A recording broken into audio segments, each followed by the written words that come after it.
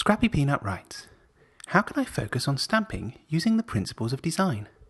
I basically just need some inspiration to start incorporating my stamps into my scrapbook pages. Glitter Girl, can you help Scrappy Peanut strategize smashing stamping?" Of course I can. Your ears are not playing tricks on you. This week we are heading back to a question that we've covered once before, but with some new supplies and some different information. So we're going to return to the idea of stamps, but with some other pieces as well.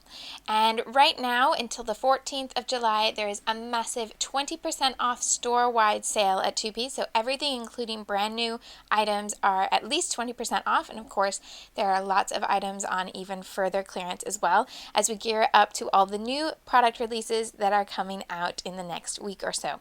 So this week I'm sharing a few different products that would be my suggestions for things you might want to take advantage of with the 20% off sale. So I'm starting with 6x6 paper pads. I'm going to be using some Maggie Holmes for crepe paper papers in the 6x6 size. Also from Maggie Holmes, these fabric frames, you get 12 in the pack, and several of them also have little added bits and pieces like these details around the edge that are either stitched or stapled onto the fabric. They are 4x4, so perfect for square photos, of course. So I'm going to be using a couple of those. Also using the Amy Tangerine Slick Writer set, and these work on, Slick Writers will write on all sorts of different things like plastic and transparency and anything that's glossy like a photo that might otherwise give you trouble with a normal pen, but I'm going to be using them with some stamps. So for the stamps, I've pulled out the Amy Tangerine letter and number set, which is a great set to use, really versatile. The rubber stamps from October Afternoon Travel Girl. Even though this isn't a travel page, I'm just going to use some of them in a different sort of way. And this particular set from Alison Cruft for Webster's Pages, which includes a variety of different phrases that you can use on lots of pages. For paper here, in addition to the Maggie Holmes 6x6, I have some Kate & Company from My Mind's Eye to pull up this minty turquoise green, and also the cut apart sheet from the same collection. And then to add a little bit of contrast and navy blue, a sheet of polka dot called Starlight from Lucky Charm. I'm going to start with this mint and white print, and I'm going to mat it on the navy blue background. So I'm just going to trim a little bit down from the edge and then start working with some 6x6 patterns and these frames. I'm just scrapbooking with one 4x4 photo today, which is why I wanted to give it a little bit of a special treatment with the frame. And then I'm going to use another frame to hold my journaling and use some stamps along with that. To construct the background with the 6x6 papers, I'm just going to really simply attach them so that they're at an angle to each other. So just one facing out toward one direction and the other one overlapped, and perhaps I should spread this one out just a little bit further. Got it too close to the center. So this way the corner of each piece is going to go just over that edge.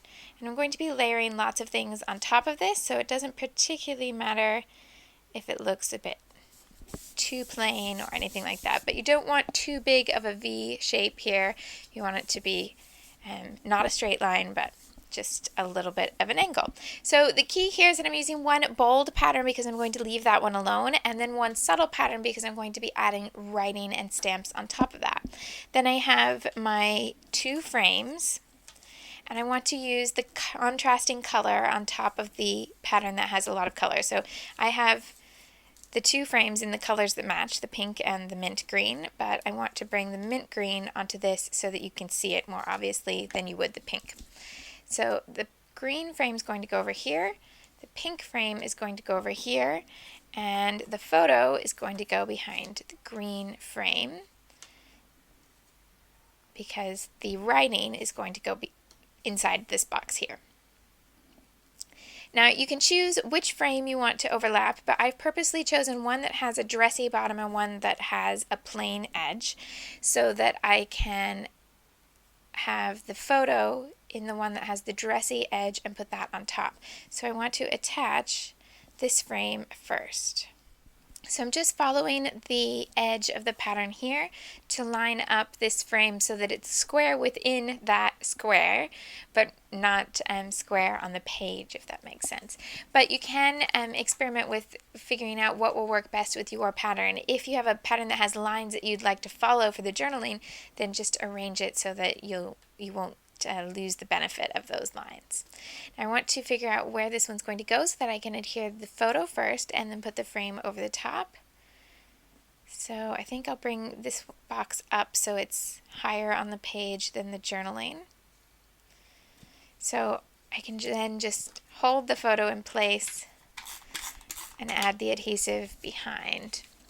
And that's the easiest way, I think, to get the placement just as you want it.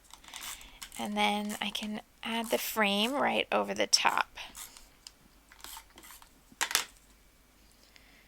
Just lining that up to make sure I don't end up with any gaps around the edge. Okay, and now I'm ready to get started with my stamping. I want to dress up this journaling box with some stamps and some coloring of the stamps, which is a little bit different than the sort of thing that I tend to do, but every now and again it's just the right element for a page. And if you have a set of stamps where you really like the design but you haven't quite figured out what to do, it might be something to consider. So I'm going to use this stamp from the Travel Girl set, which has the girl with the umbrella and the suitcase, but I'm not going to be using it on a travel page. I'm just using it to emphasize the umbrella. And because I'm going to color it in, I want a nice permanent black ink, and that will keep it from bleeding too much when I add color on top of it.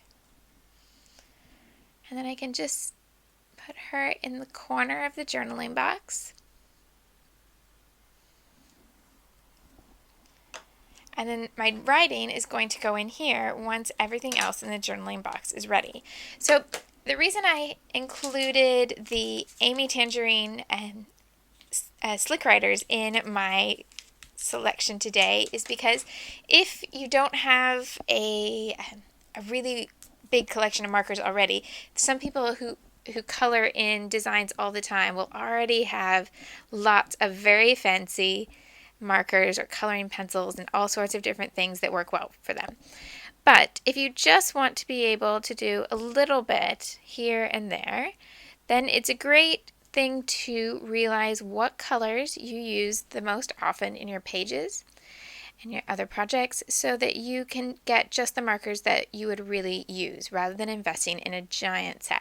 So this set includes colors that I use often. It has turquoise, it has hot pink, and it has gray. So those are my three most used colors.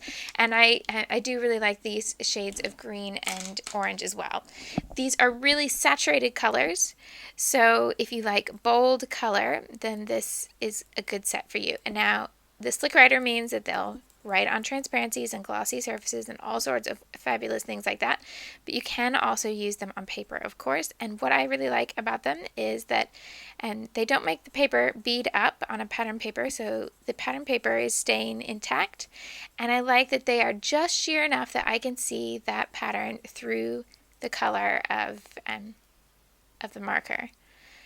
I don't want the pattern to overwhelm, but I also don't want the pattern paper, because pattern paper tends to be lighter than cardstock. Sometimes with different markers, it will kind of disintegrate once you start coloring it in if you're on pattern paper, and that's what I don't want.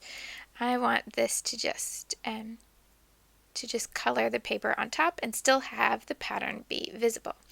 So I really like these for coloring, even though they might not be very famous for that particular purpose. But if you have them and you want to give it a try, I really think that if you like saturated color, they're a great choice. Now, I'll just get enough of this dress colored in here so that I can show you that you can add the contrasting color in the middle and you'll be just fine. And I don't find that the line marks from these particular pens are bad at all. They tend to dry relatively even, and you don't see the pen marks. If you do end up with one little bit that shows a pen mark, it tends to be where it just has a little less ink than the rest of the area, so you can just go back and add a couple more strokes on top and it normally fades away. So just add the contrast to the belt of her dress, and you can see there that the ink is not bleeding together, so I still have two really distinct colors, and the black of the stamping ink, that's the Memento ink I used today, is staying put as well. So all really useful things. So I'm going to go ahead and color in some of the other elements. Now I don't have every color I would need in this set to do the whole picture in a realistic way. I don't have a skin tone unless I want to make her a green alien or something. And I do have a gray, but as it's a layout where I have the same hairdo and glasses as the person in this, as the stamp figure, I'm not ready to do this in gray hair yet. I'm going to pull in another color. So I will have to add a few other colors, but I'm also going to bring in some mist to finish the design. Okay, so the stamped image is all colored in now with the exception of the top of the brolly, the umbrella, and I'm going to use some mist to finish this design, both to color the umbrella and to add some raindrops into the top of the journaling space. So I'm using the mint green Color Shine Mist from Heidi Swapp. I'll do the umbrella first. I'm just going to pick up a little bit of that color with my paintbrush and then bring it in on top of what I've already colored. And you can get very bold, of course, and add more at once, but I tend to just add a little bit at a time so that I can see where I'm coloring. You can also use different types of brushes to see what works best for you. Just like scissors, it may be not what you expect, and sometimes you find you get better control with a large brush rather than a small brush. It just depends on what works for you. So just try a few versions on pieces that won't really matter. But I like how I can use the mist right over the top of these pens and the pen isn't going to bleed. The color's not going to all spread out over the page. So the other thing I want to do is add little raindrops here to form kind of a curved corner here. But I don't want to get the raindrops on what would be covered by the umbrella. So I'm just going to cover that part up. It's just my mat for stitching. So I'm going to cover her and then use a little bit more mist on the brush to add in those raindrops.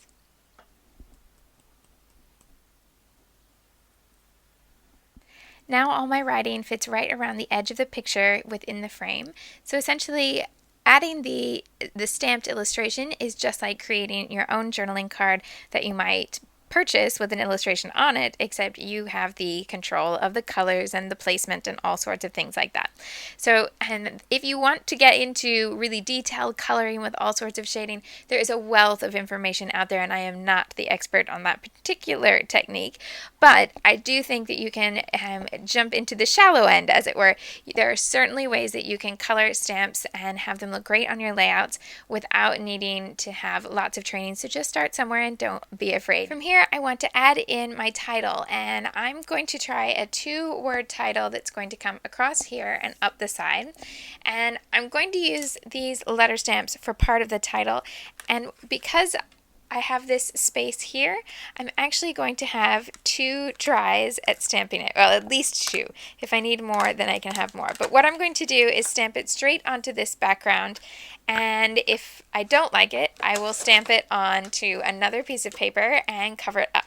So I'm just kind of going for broke and not worrying, because I can always add another layer of paper here with the title. So I have as many attempts as I need. There's no reason not to go ahead and try stamping it on this paper here.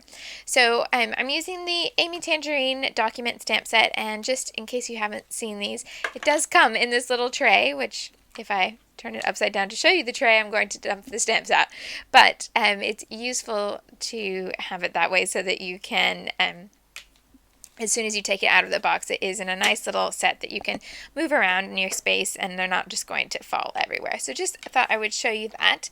And I'm going to keep stamping in black. I've chosen a black pen because I've stamped this in black. I'm going to stamp the lettering up the side in black and then add a little bit of coloring in with some additional lettering that's going to go below here.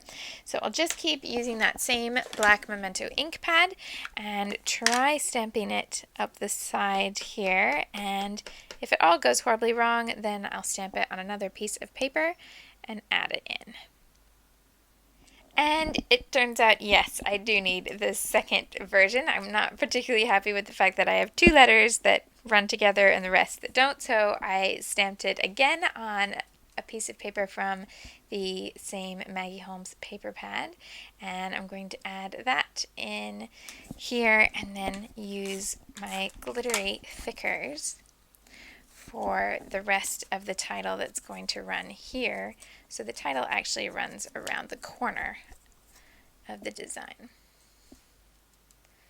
So I can bring this down just a little bit so that it runs off the bottom of that box, and now it doesn't matter that I stamped it completely wrong. And I'm using the pink Amy Tangerine Scene glitter thickers here.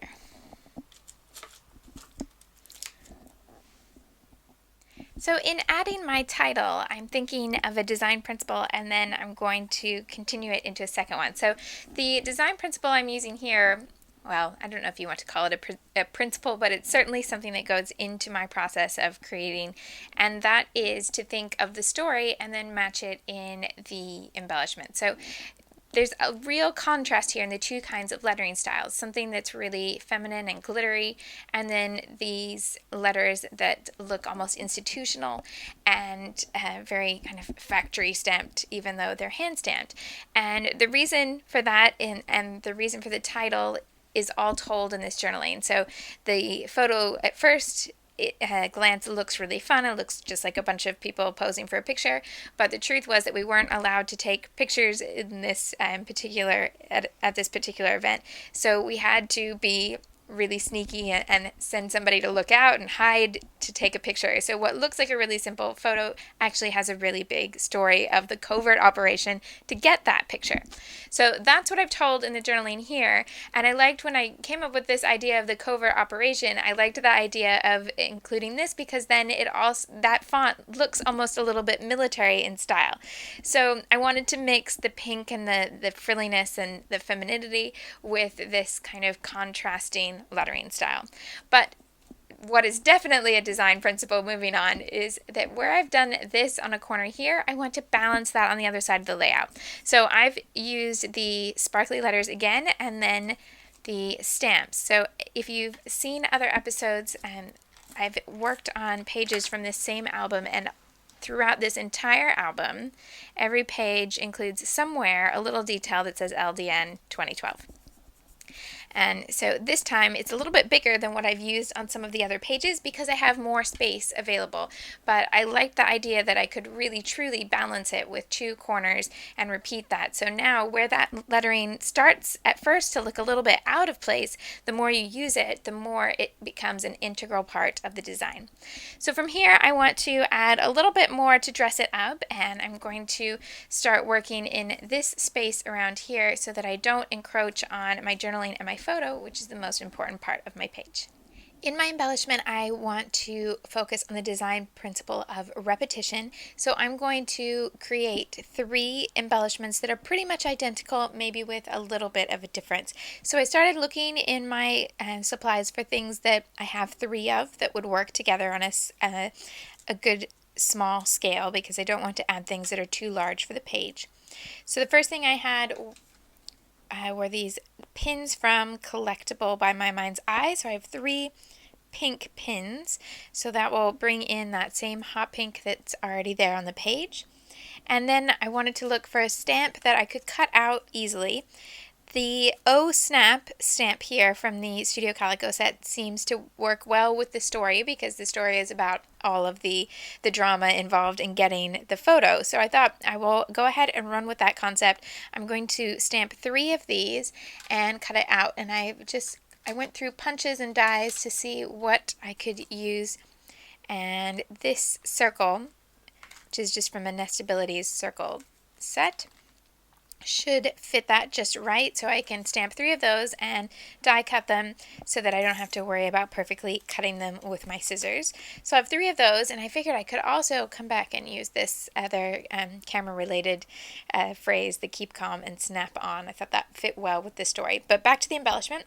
I also have a stamp set here that has a tiny little camera. This is a Rana Farr set from My Mind's Eye, so I think I can bring that in as well.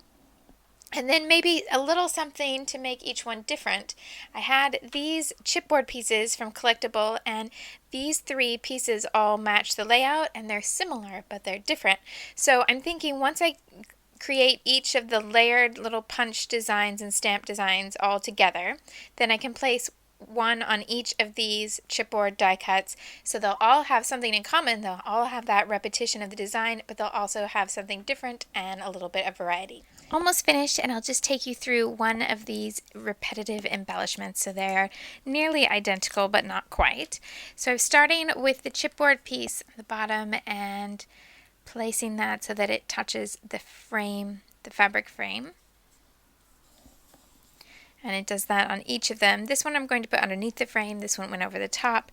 And then I have the stamped circle, and I've just run the straight pin right through. Now I've put it back so that the pin is on top, but I can cover the end of the pin with different elements on the page if needed. This one I've covered, and this one I've left open. If you're worried about the pin going through the page protector and maybe stabbing somebody as they flip through the book, then always make sure that you tuck those the end of the pin underneath another element, and then you'll be absolutely fine. So just keeping this flat to the page by putting adhesive either side of the pin and layering that on top of the chipboard piece. Have that end of the pin underneath there. Then I have my little stamped camera, and I stamped it on the same pattern paper that I've been using here, but in pink ink to go with one of the softer tones. And this one I adhere with a pop dot on the back. And I'm looking for the place where the camera naturally fits. So you can look at the lettering and see how you could draw an imaginary line here to create a box that goes below the letters but then ends at the P, the descending letter. So I can put the corner in that little gap so that it will fit naturally together. I also added a little aqua enamel dot to the lens here to bring the colors all together in one spot rather than have them all be separate colors. Then I've repeated a little heart shape over to the side. This is the heart from the Lawn Fawn dies, but you could use heart punch, you could use any shape that's relevant to your page. And likewise, just how I looked for the spot over here, I'm looking for the good spot on the other side where the letters naturally frame the shape. So I can just add that in there. And by using those little framing techniques, it means that you can put quite a bit of embellishment around a bit of wording and still have the wording be legible. I then added a little bit of baker's twine to the top of the pin to tie a little bow. That gives it a bit more texture. And I did think about I actually started off thinking because the pin has a pink top, I wanted the twine to be aqua, but the colors I had available were not a good match, and they were a bit too blue and dark to work with the colors that I had included here. So I had a better match of color if I went to the pink twine. So that's not the end of the world to use pink instead of turquoise or aqua. So that's the gathering here. And then I was playing with using the little arrow paper clips as well. And I'll just show you what they look like, because one of the nice things about the clips is that since you're not using any adhesive, you can take them off if you feel it's too much. So that's what the page looks like with the clips on, but in this case I think I'm going to pull them back and just include the paper elements without the paper clips. But I do really like the look. It's just where I've added so many little pieces there all together. I think if I pull them all off, I like the cleaner look of those groupings, but I wanted to show you both so that you could see what would be most appropriate to your style. So then, of course, if you wanted more, you could add in gems around these. You could add little frilly pieces around the side using a border punch and more pattern papers that would match. I did go ahead and add the Keep Calm and Snap On underneath here so that I'm repeating that idea of black blocky type here and there, and I have all my details included there. So this is where I'm going to call this one finished. So your challenge this week is to use stamps on a page and try to incorporate your favorite design principles, or at least think about the design principles while you're creating your page and see where it leads you. Be sure to leave us a little note in the description box underneath your layout to tell us a little bit about that creative process for you. And don't forget that everything in this store is at least 20% off between now and the 14th of July, so you can always find Glitter Girl's favorite products below each of the videos on 2Ps, and of course the whole store is full of goodness. I hope you have a very happy week of scrapping and maybe a little shopping. Thanks for watching! Join us next week for the continuing adventures of Glitter Girl and the ongoing mystery of the scrapbooker behind the mask at 2psinabucket.com.